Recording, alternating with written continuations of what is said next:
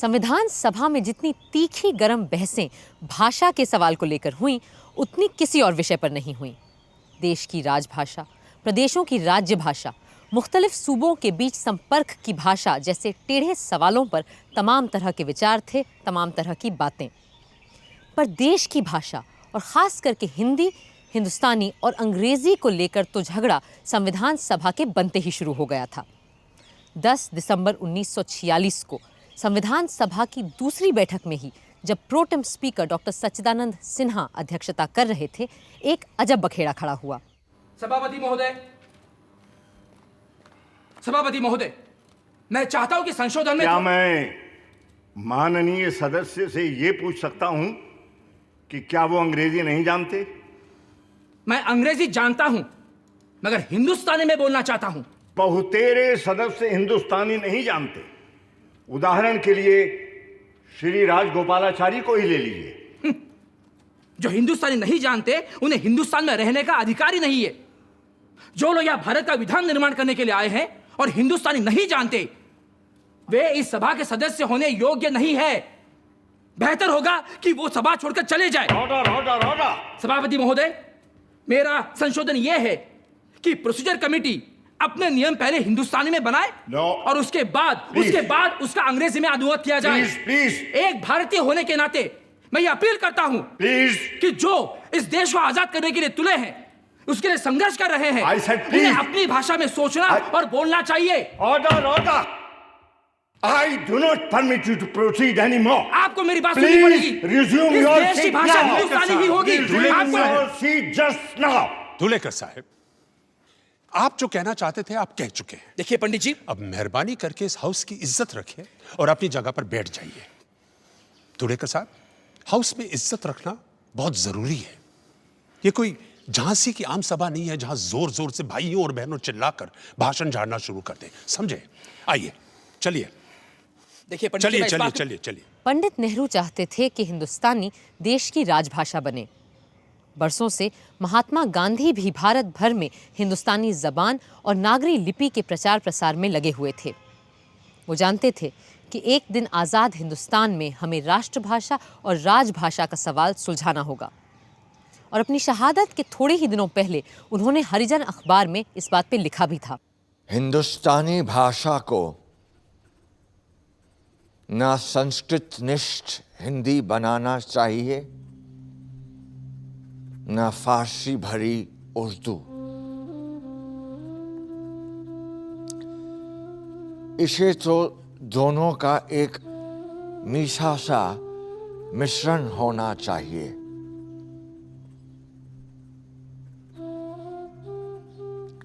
हिंदुस्तानी में दूसरे इलाकों की बोलियों से भी शब्द लेने चाहिए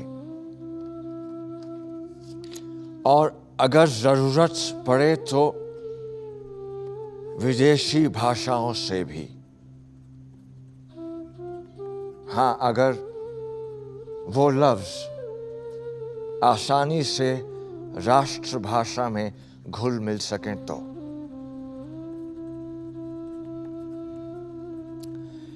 इस तरह हमारी राष्ट्रभाषा को एक ऐसी शक्तिशाली जबान बनाना होगा जो सारे इंसानी विचारों को और जज्बों को बयान कर सके।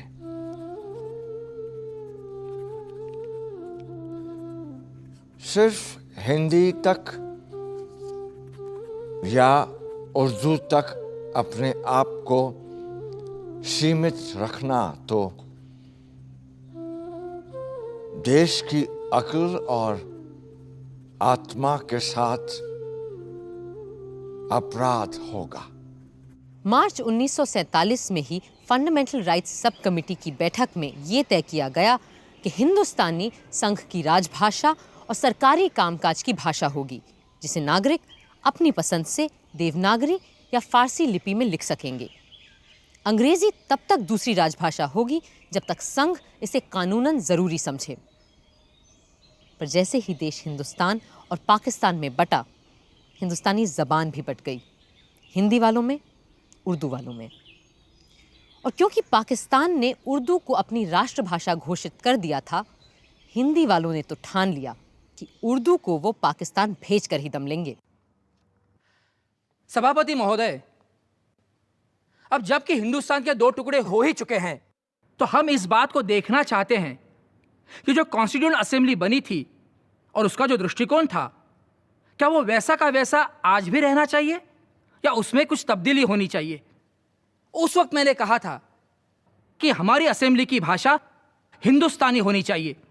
मैं आपके सामने अब ये बात पेश करूंगा कि आप कृपा करके इस पर विचार करें कि अब हमारी भाषा और उसके साथ क्या स्क्रिप्ट या लिपि होनी चाहिए। मिस्टर धूलेकर, मैं समझता हूं जो सवाल हमारे सामने पेश हैं, आप उससे बहुत दूर चले गए हैं। इस वक्त जो चीजें हमारे सामने पेश हैं, उसके संबंध में क्या कहना चाहते हैं आप?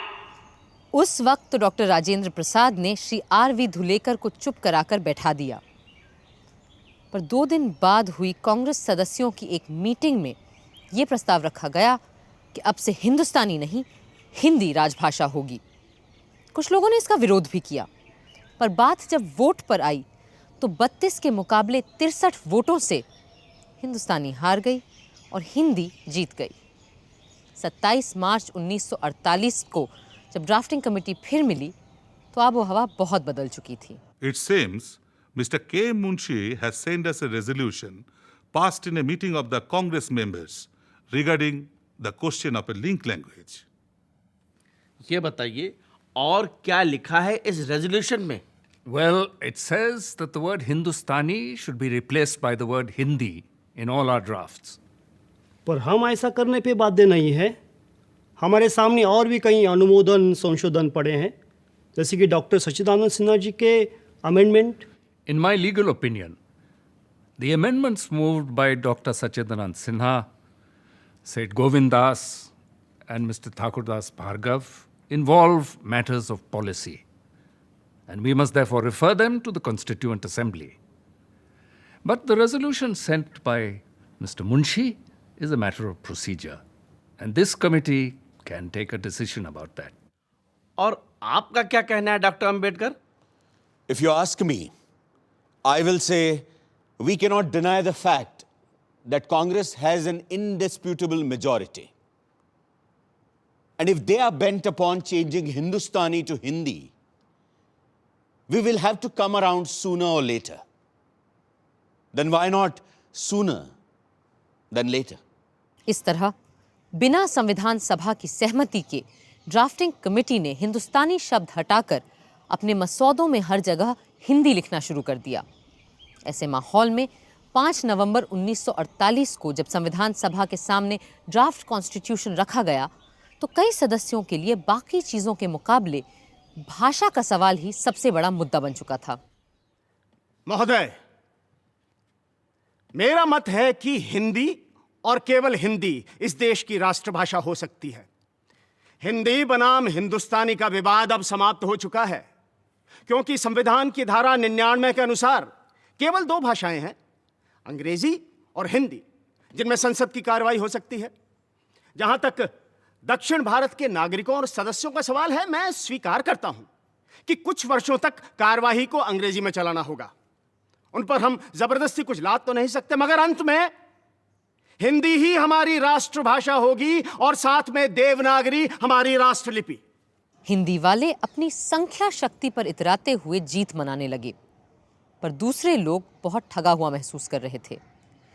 कुछ ने तो भाषा के सवाल पर देश के टूट जाने की भी बात कर डाली। I would, sir, convey a warning on behalf of the people of South India, because there are already elements there who want separation, and it is up to us to firmly try and keep those elements down. And my friends in UP, do not help in any way by repeatedly flogging their idea of Hindi imperialism. Sir, it's up to my friends in UP to have an undivided, unbroken whole India, or it's up to them to have only a Hindi India. दक्षिण ही नहीं, बंगाल के लोग भी उसी तरह आहत थे। The protagonists of Hindi, in their enthusiasm, have gone too far. It is no use repeating ad nauseum the new dictum that independence will be meaningless if we do not all start talking in Hindi or conducting official business in Hindi from tomorrow. It is not only ridiculous, but also totally absurd. और पंजाब वाले भी अपनी जबान को लेकर चिंतित थे। जब तक ये सवाल इस शक्ल में मेरे सामने नहीं आया था, मैं हिंदी और हिंदुस्तानी में कोई फर्क नहीं समझता था। इस सिलसिले में मुझे अपना ही पंजाबी का एक शेर याद आता है, चंगा है सी अनजानिया, सपना पई जब जानिया। यानी जब तक नहीं पता था तब तक ठीक था, जानते ही झंझट में पड़ गया। जबान के मुतालिक में मैं ये कहना चाहता हूं कि ये जो आइन है, मैंने इसका उर्दू तर्जुमा देखा है और हिंदी के तर्जुमे के बारे में जो हिंदी के हामी हैं, उन दोस्तों से बातें की हैं, वो भी हिंदी के तर्जुमे से मुझे इसका मतलब नहीं समझा सके। खुद पंडित नेहरू ने जब डॉक्टर रघुवीरा का किया कॉन्स्टिट्यूशन का हिंदी अनुवाद पढ़ा तो डॉक्टर राजेंद्र प्रसाद से कहा, सच बात तो ये है कि इस ट्रांसलेशन का एक लफ्ज भी मेरे पल्ले नहीं पड़ा है। पर फिर भी हिंदी के उग्रपंथी हर मौके पर हिंदी हिंदी करने से बाज ही नहीं आ रहे थे। 30 जुलाई 1948 को सभा में जब बात लोकसभा और राज्यसभा के कर्मचारियों के सर्विस कंडीशंस पे चल रही थी, सेठ गोविंद दास अचानक हिंदी को लेकर खड़े हुए। सभापति जी, इससे पहले कि हम आगे बढ़ें, मैं एक बात की ओर आपका ध्यान आकर्षित करना चाहता हूं। जब से हम लोग यहां आए हैं, तब से राष्ट्रभाषा के संबंध में तरह तरह की बातें सुन रहे हैं। कहा जा रहा है कि राष्ट्रभाषा का सवाल पार्लियामेंट के ऊपर छोड़ दिया जाएगा। मैं चाहता हूं कि आप इन अफवाहों का खंडन करें। Sir, to spring such a subject upon the audience all of a sudden is against all order and procedure. Hindi वालों का हमला जारी था। एक सन्यासिन ने तो हिंदी को राष्ट्रभाषा बनाने और हिंदुस्तान का नाम भारत रखने के लिए आमरण अनशन तक कर डाला। जब पंडित नेहरू ने जाकर समझाया, तब उसने अपनी भूख हड़ताल तोड़ी, पर साथ ही ये बयान भी दे दिया कि प्रधानमंत्री जी ने मेरी सारी मांगें मान ली हैं। ऐसे हालात में एक विशेष कमेटी बनाई गई और श्री के.एम. मुंशी और श्री गोपाल स्वामी अयंगार को कोई ऐसा फॉर्मूला इजाद करने का काम दिया गया जिससे भाषा के सवाल पर सब संतुष्ट हो सकें। इस बात से भी कई लोग चिढ़ गए थे कि इस कमेटी में हिंदी वाले क्यों नहीं हैं। पर सच ये था कि इतने विरोध और विषैले माहौल में भी मुंशी अयंगार कमेटी ने इस असंभव काम को लगभग संभव कर दिखाया था। मुंशी अयंगार के सुझाव 12 सितंबर को सदन में पेश किए गए। When any member rises to speak on this language question, I would request that he should not let fall a single word or expression which might hurt or cause offense. Mr. Gopalaswamy Iyengar will move the first amendment number 65. Sir, opinion has not always been unanimous on this question. There was, however, one thing about which we reached a fairly unanimous conclusion, that we should select one of the languages of India as the common language of the whole of India. चलो English तो गई, अब देखते हैं कौन सा language आता है sir. The final decision is that we should adopt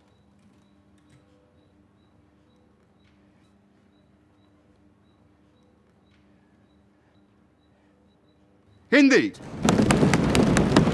as the language for all official purposes of the Union under the Constitution.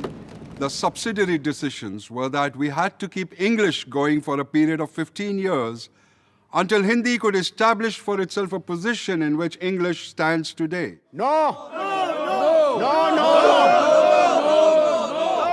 So, I move that the official language of the Union shall be Hindi in the Devanagari script, and the form of numbers shall be the international form of Indian numerals. So, the whole world, with one or two exceptions, have adopted the international form of the Indian numerals. It is but right that we should keep in step with the whole world, or it should really be the other way. The whole world is already in step with us, who really gave these numerals to the world. Here. Now, sir, a few words regarding the language of the courts. Lawmaking and law interpretation require an amount of precision, and a number of expressions and words have acquired a certain definite meaning. And until we reach that stage in regard to the Hindi language, and I do not think at present Hindi language is anywhere near it, my own feeling is that English language will last in forms of bills and laws and interpretation of such laws, but not for much longer than 15 years.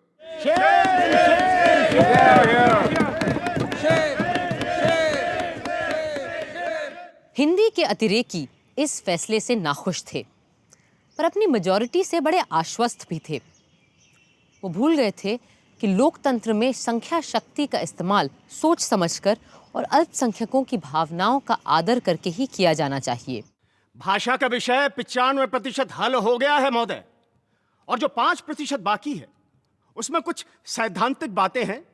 उन सिद्धांत की बातों को यदि हमारे दक्षिण भारत के माननीय सदस्य और दूसरे प्रांतों के सदस्य स्वीकार नहीं करते, तो उन्हें हमें भी वैसी ही स्वतंत्रता देनी चाहिए कि हम भी अपने सिद्धांतों पर अडिग रहें, और बिना किसी प्रकार की कटुता आए हम ऐसी बातों को बहुमत से निपटा लें।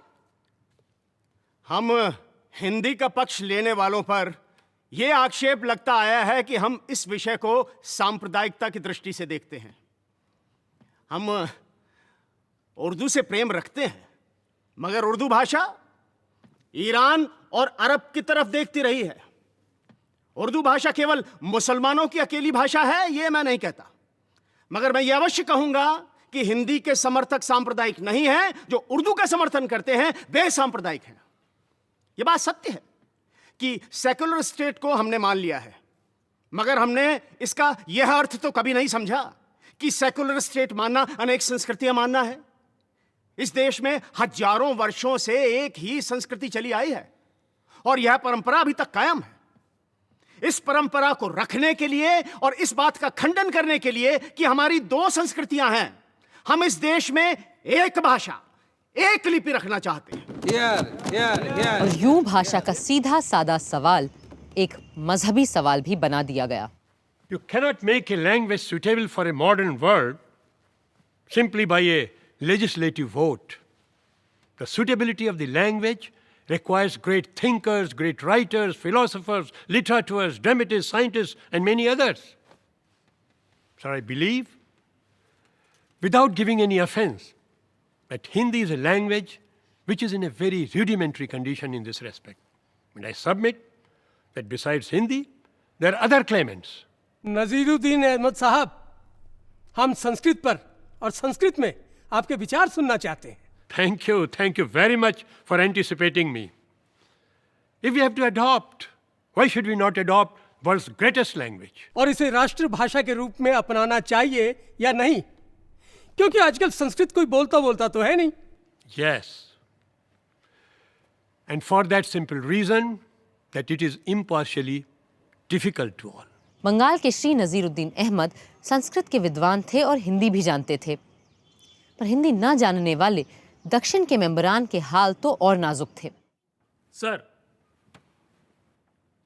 my respectful submission is that today Hindi is only a regional language and a provincial language. And just because it is being spoken by about 10 crores of people out of 32 crores, we are raising it to the level of common language. I would call all languages spoken in India as our national languages. खुद UP से आए हिंदुस्तानी भाषी जनाब हिफ्जुर रहमान भी पशो पेश में थे। जनाबे वाला, मुझे याद है और मैं भूला नहीं हूं कि जब 30 जनवरी को वो अजीम और बहुत बड़ा हादसा पेश आया जब किसी जालिम ने गांधी जी को हमसे छीन लिया। उस हादसे से तकरीबन 3 रोज पहले गांधी जी से बिरला हाउस में मेरी बात हुई थी। तब महात्मा गांधी ने मुझसे कहा था कि मुल्क में अमन हो गया है और मुझे बहुत खुशी हुई है कि जिस तरह आपने दिल्ली में अमन कायम करने के लिए मेरा साथ दिया है, उसी तरह हिंदुस्तानी ज़बान के प्रचार के लिए भी हिंदुस्तान भर में कोशिश करनी होगी और इसमें आप लोगों को मेरा साथ देना होगा। उस वक्त मैंने उनसे कहा था, हम आपके साथ हैं। लेकिन आज यहां पर हिंदी को उसी हिंदुस्तानी की जगह रखा जा रहा है और गांधी जी के और कांग्रेस के 30 साल तारीख के खिलाफ गलत कदम उठाया जा रहा है। ये मालूम हुआ है कि हिंदी का मतलब उस जबान से है जो संस्कृताइज्ड हो, जिसमें उर्दू, अरबी, फारसी के अल्फाजों की जगह नए अल्फाज लाए जाएं। मेरे भाई सेठ गोविंद दास जी ने कहा कि उर्दू से उन्हें बहुत प्रेम है, लेकिन उर्दू मुसलमानों की जबान है। श्रीमान, मैंने ये कभी नहीं कहा कि उर्दू मुसलमानों की भाषा है। एक खास फिरके की जबान मानकर ही आपने एतराज किया था। इससे तो बाहर की चीजें ही जाहिर होती हैं।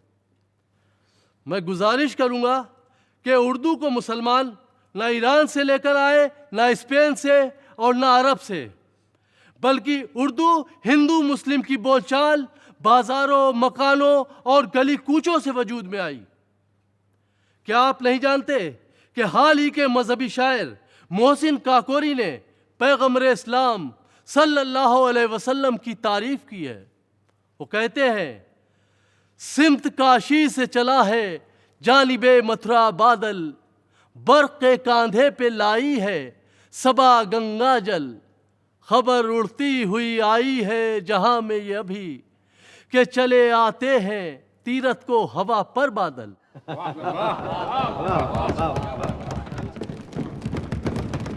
इस शायरी में गंगा और मथुरा का जिक्र आया है और शायर ने मक्का, मदीना और जमजम को काशी, मथुरा और गंगा जल के रंग में दिखाया है। इसलिए महात्मा जी ने ठीक फरमाया था कि अगर यूनियन की कोई आम जबान बन सकती है जो तमाम मुल्क में बोली और समझी जा सके, तो वो हिंदुस्तानी ही है। बहस मुबाहिसे और नोक झोंक का सिलसिला अगले दिन भी जारी रहा। हिंदी के समर्थक अंग्रेजी को हटाने की 15 साल की मियाद के भी सख्त खिलाफ थे। उन्हें देश में हिंदी चाहिए थी और आज अभी इसी वक्त चाहिए थी। कल मेरे मित्र मिस्टर हिफ्जुर रहमान ने एक अपील की थी, उसके उत्तर में 1-2 शब्द कहना चाहता हूँ। महात्मा गांधी का नाम लेकर उन्होंने अपील की थी कि हम हिंदुस्तानी को राजभाषा बनाएं और उसे फारसी और देवनागरी लिपियों में लिखें।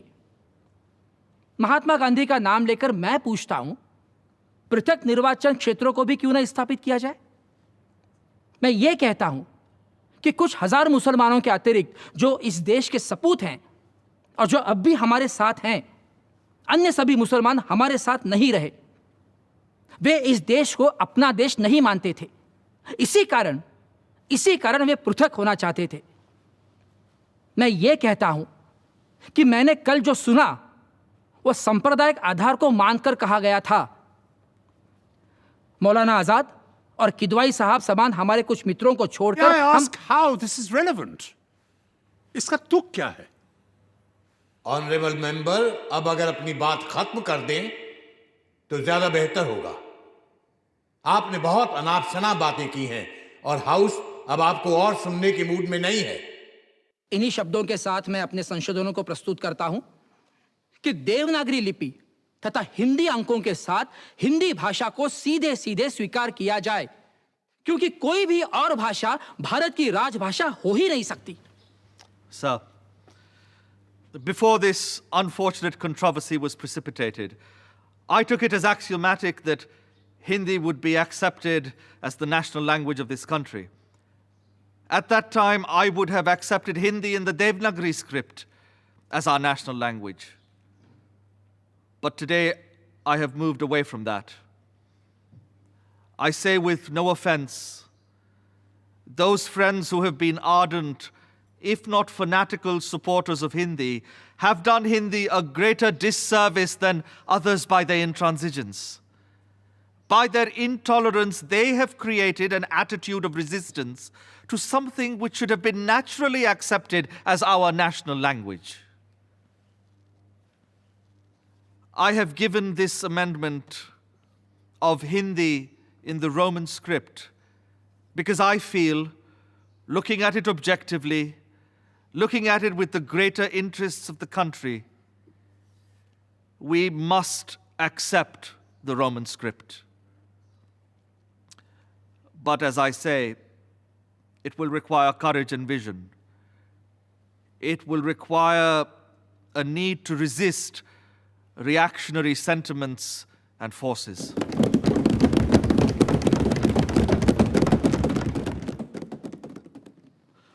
मैं सेठ गोविंद दास जी की तवज्जो उन्हीं की तकरीर की तरफ दिलाना चाहता हूं। सन 1945 की बजट स्पीच में इन्होंने ये कहा था कि मुझे बड़ा अफसोस है कि मैं अपनी तकरीर हिंदुस्तानी में नहीं कर सकता। सन 1945 में इनकी जबान हिंदुस्तानी थी, जो आज देवनागरी रस्मुल खत में हिंदी हो गई। इसका कोई जवाब है इनके पास? इसकी वजह यह है कि 1947 के पार्टीशन के बाद पाकिस्तान ने अपनी नेशनल जबान उर्दू होने का ऐलान किया। मैं हिंदी के खिलाफ नहीं हूं, लेकिन जब यहां की जबान हिंदुस्तानी है तो उर्दू के बारे में इतनी नफरत क्यों जाहिर की जाती है? अपनी मेजॉरिटी के जरिए आप इसको एकदम खत्म और बंद क्यों कर देना चाहते हैं? ये कौन कहता है?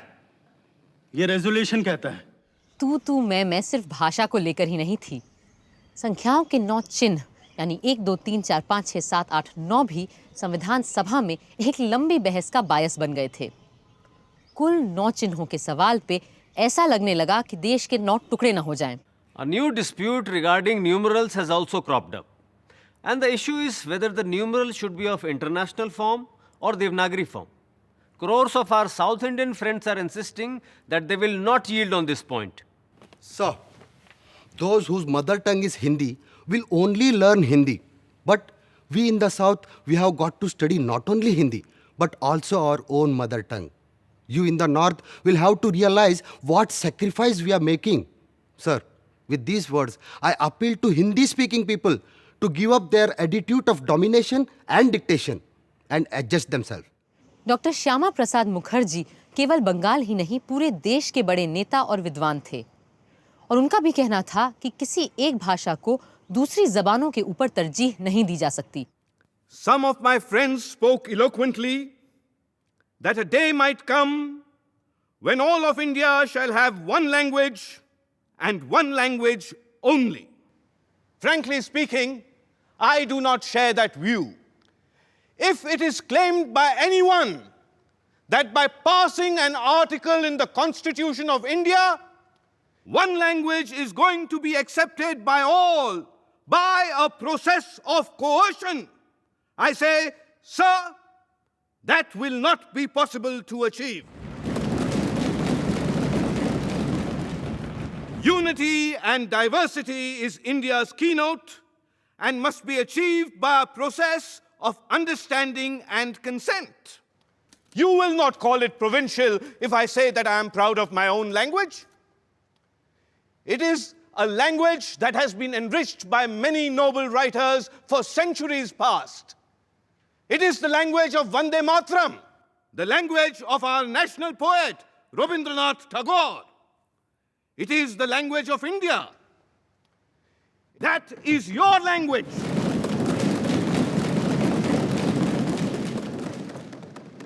I am sure that the languages of my friends from the South and the West, of which they are so proud, also have great records which must be safeguarded and protected in ample measure.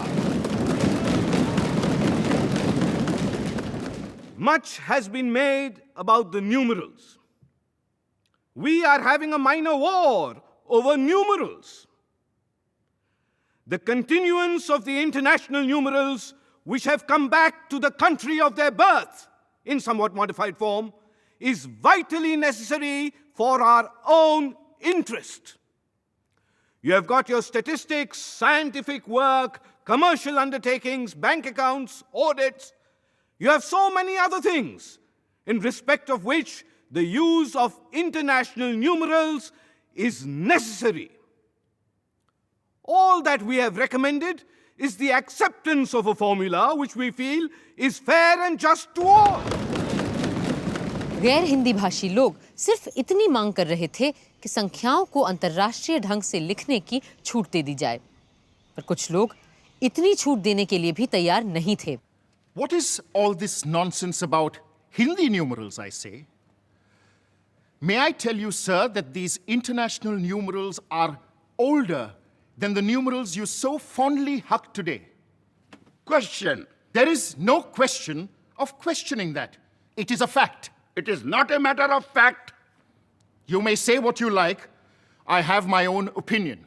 Your opinion is not what matters, Dr. Subrayan. It is a fact and not an opinion.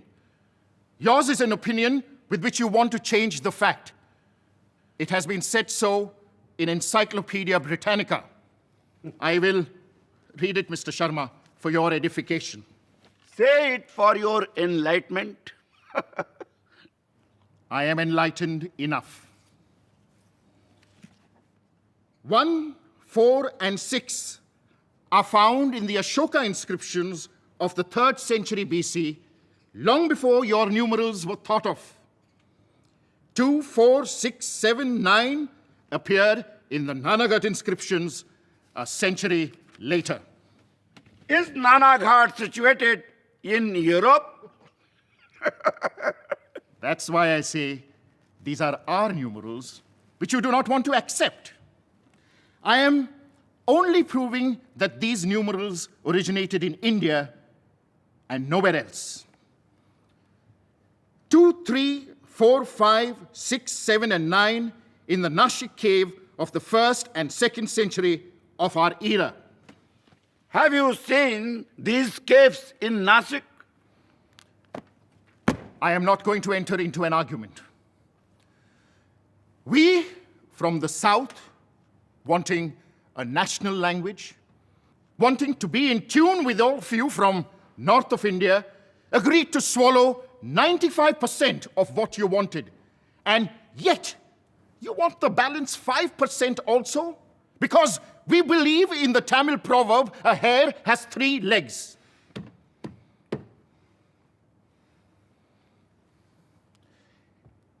If I tell you what happened to me, you will understand my anxiety. For 3 whole months, for every morning when I got out of my house, I heard nothing but the cries of, "Let Hindi die and let Tamil live. Let Subbarayan die and let Rajagopalachari die. Let Subbarayan die and let Rajagopalachari die." भाषा के टेढ़े सवाल पर पंडित जवाहरलाल नेहरू की चिंता थी कि हम भारत की एकता को आगे रखते हुए कैसे अपनी अनेकता को भी कायम रखें। असली चुनौती यही है। Language is a most intimate thing. It is perhaps the most important thing which society has evolved, out of which other things have taken growth. It is a unifying factor, and it is also a factor promoting disunity. It is an integrating factor, and it is a disintegrating factor, as between 2 languages, as indeed between 2 countries. A very wise man, the father of our nation, Mahatma Gandhi, taught us that while English is a great language, we cannot go far or take our people by the million in a foreign language.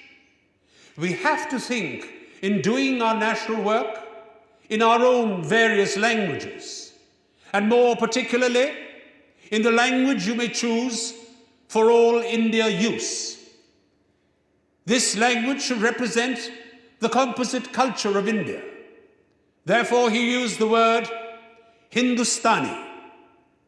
Is your approach going to be democratic? Or is it going to be authoritarian?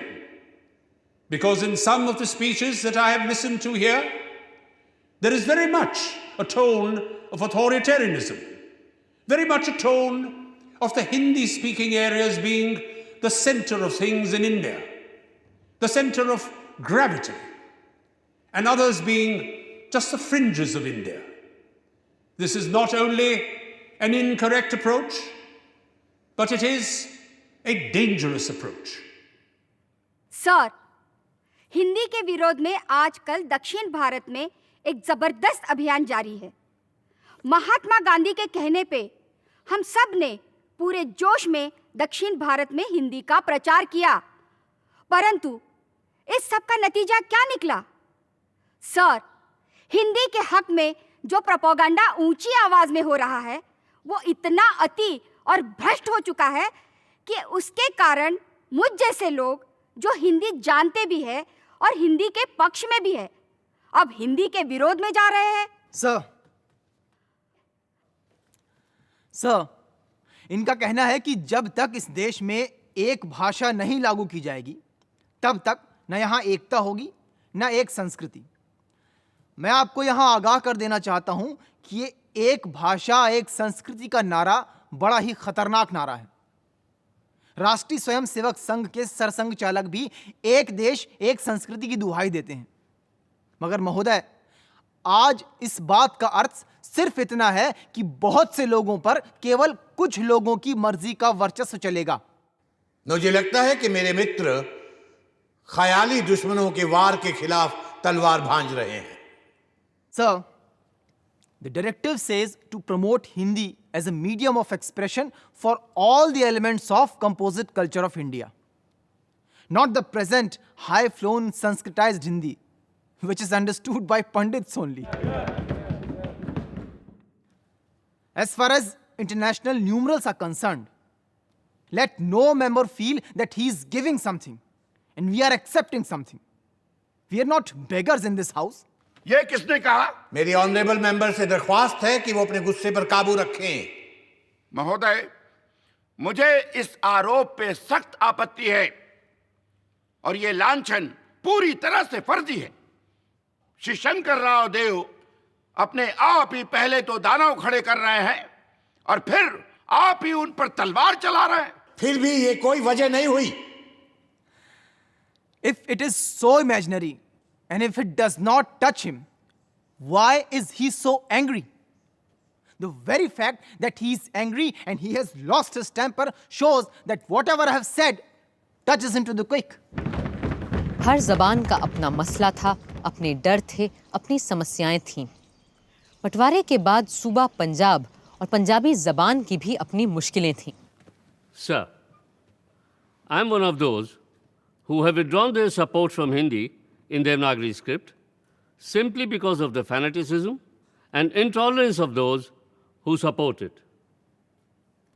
If it is left to the states, I am talking of the Punjab particularly, to choose any language, the danger is that the majority of a section of our people who deny that Punjabi is their mother tongue might adopt Hindi, which is not their main language, as the official language of the state. My fear is that Punjabi would not have its own status if it is left to the state legislature. When the Sikh community wanted that the Punjabi language might be considered as the official language of Punjab, the result was that the Hindus said it was no language at all. It was only a dialect of the Hindi language.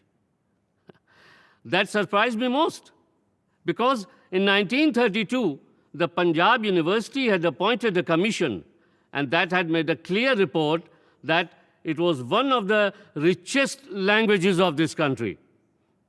Thank you. छोटे छोटे अल्पसंख्यक समुदायों की भाषाओं के अपने दावे थे, जैसे कि आदिवासियों की भाषाएं।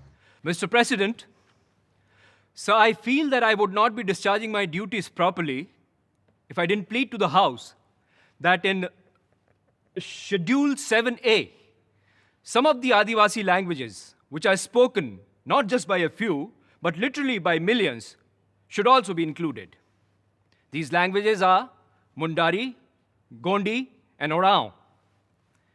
Sir, all I plead to this House is simply this, that the languages spoken by the most ancient people living in this country should find a place of honor in the schedule. भाषा के सवाल पे शायद सबसे उम्दा भाषण मौलाना अबुल कलाम आज़ाद का था। वो न सिर्फ पाए के विचारक, अदीब, भाषाविद थे, बल्कि शिक्षा मंत्री होने के नाते भाषा पे जो भी फैसला होता उसे लागू करना उन्हीं की जिम्मेदारी थी।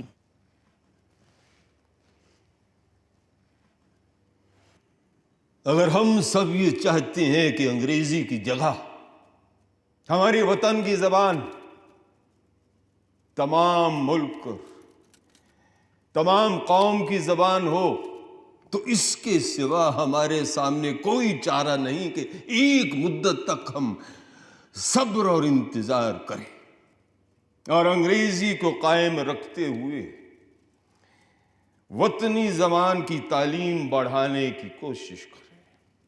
अब एक मुल्क या कौम की जिंदगी में 15 बरस की मुद्दत कौन सी बड़ी मुद्दत हुई, ये तो 15 दिन से भी ज्यादा नहीं।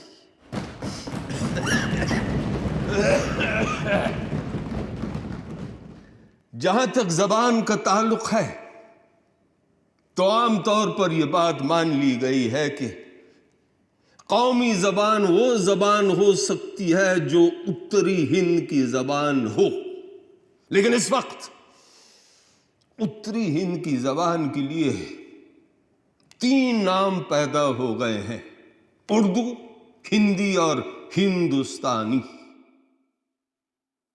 हिंदुस्तानी अपने वसी दामन में उत्तरी हिंद की जबान के तमाम रंग और रूप ले सकती है। उसमें हिंदी भी आ सकती है, उसमें उर्दू भी आ सकती है और इसके सिवा एक नए फैलाव की गुंजाइश भी रह जाती है।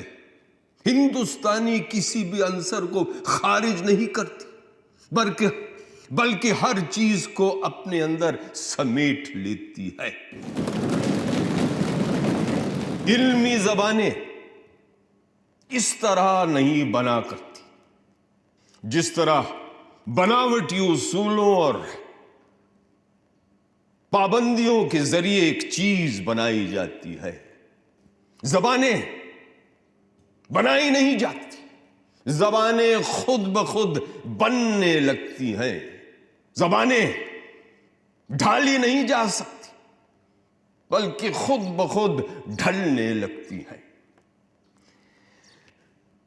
आप लोग जबानों पर बनावटी उसूलों और पाबंदियों के कुफ्र लगा सकते हैं, लेकिन लगाने से कोई फायदा नहीं होगा, क्योंकि वो ताले वो कुफ्र लगेंगे नहीं, बल्कि खुद ब खुद खुलकर नीचे गिर पड़ेंगे। जबान का कानून आप सबकी पकड़ से बाहर है। हर चीज के लिए कानून बनाया जा सकता है, लेकिन जबानों की कुदरती चाल के लिए कोई भी कानून साजी नहीं की जा सकती है। जबानें खुद ब खुद अपने लिए एक रास्ता इख्तियार कर लेती हैं और फिर उसी रास्ते पर चलते चलते अपनी मंजिले मकसूद तक पहुंच सकती है। खुद गांधी जी का और कांग्रेस पार्टी का इसी राय पर अमल रहा, और जब कॉन्स्टिट्यूशन के सिलसिले में यह बात कांग्रेस पार्टी के सामने आई तो मैंने कुदरती तौर पर इसी राय पर जोर दिया। मुझे तवक्को थी कि कम से कम कांग्रेस के पुराने साथी अपनी जगह से नहीं हिलेंगे, गांधी जी के सिद्धांतों पर जमे रहेंगे। लेकिन अफसोस, मैं अपनी ये बात आप सबसे छुपा नहीं सकता कि मुझे बेहद मायूसी हुई ये देख करके चंद गिने हुए कदमों के सिवा बाकी तमाम कदम अपनी जगह से हिल गए थे। बिलाखिर ये मामला ड्राफ्टिंग कमेटी के सुपुर्द कर दिया गया और उस कमेटी से दरखास्त कर दी गई कि कॉन्स्टिट्यूशन के इस हिस्से का एक नया मसवदा तैयार किया जाए और फिर पेश किया जाए। और इस कमेटी में कुछ नए मेंबरान भी बिठाए गए, उनमें से एक मैं था। इस कमेटी के पहले इजलास में भी मैं शरीक रहा, लेकिन वहां मैंने ये देखा कि अक्सरियत पहले से ही एक खास राय पर जमी हुई थी और किसी भी तरह से इस बात के लिए राजी नहीं थी कि हिंदी की जगह हिंदुस्तानी को इख्तियार कर लिया जाए या फिर हिंदी की तशरीह करके उसके मफहूम में एक नया फैलाव पैदा किया जाए। इस सूरत हाल में मैंने महसूस किया कि मेरा वहां रहना तकरीबन बेकार है, इसलिए मैंने अपना इस्तीफा दे दिया और इस कमेटी से अलग हुआ। मुझे यह देखकर सख्त मायूसी हुई कि इस तरफ से लेकर उस तरफ यानी कि हर तरफ तंग ख्याली छाई हुई है। तंग ख्याली का मतलब समझे? नेरो माइंडेडनेस यानी कि दिमाग का छोटा और सिमटा हुआ होना और हर तरह से फैलाव और ऊंचाई से इनकार करना। मैं ये कहना चाहूंगा कि ऐसा तंग दिमाग लेकर हम दुनिया की बड़ी कौम हरगिज नहीं बन पाएंगे। हिंदुस्तानी के खिलाफ जो भी कुछ कहा गया उसमें से इस बात पर सबसे ज्यादा जोर दिया जाता है कि अगर हिंदी की जगह हिंदुस्तानी को इख्तियार कर लिया गया तो उसमें उर्दू के लिए गुंजाइश पैदा हो जाएगी। मैं जानना चाहता हूं कि अगर इस तरह की गुंजाइश पैदा हुई तो कौन सी कयामत टूट पड़ेगी, कौन सी कयामत टूट पड़ेगी। मेरे दोस्त मुझसे नाराज ना होंगे अगर मैं ये भी कहूं कि इस तंग ख्याली का दूसरा मंजर मैंने आदात यानी कि न्यूमरल्स की बहस में भी देखा था। दरअसल जबान का यह मसला जिस तरह से हल होना चाहिए था उस तरह से हल नहीं हुआ। मैंने कोशिश की, मेरे चंद दोस्तों ने कोशिश की, लेकिन फिर हमने ये महसूस किया कि मौजूदा आब हवा में इससे ज्यादा लचक पैदा नहीं हो सकती है जिस कदर मिस्टर यंगार की तरमीम में पैदा हो गई है।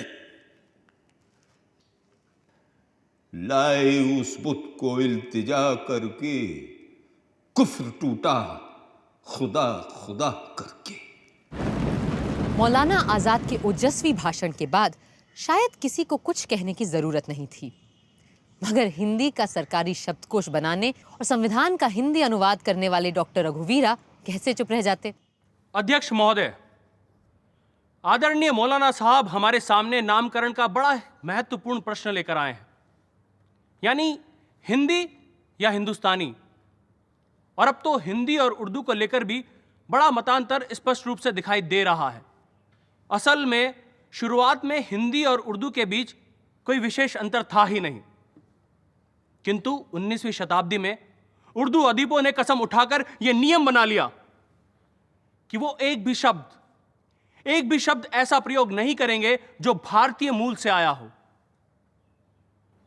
और इसकी प्रतिक्रिया के रूप में 19वीं शताब्दी में ही हिंदी लेखन भी पनपने लगा, जो भारतीय परंपराओं से जन्मा साहित्य था। परंतु धीरे धीरे यह अंतर बढ़ता चला गया और इतना बढ़ गया कि आज हमारी भाषाओं में दो साहित्य मौजूद हैं जो एक ही आधार से आरंभ होकर आज अलग अलग दिशाएं ले चुके हैं।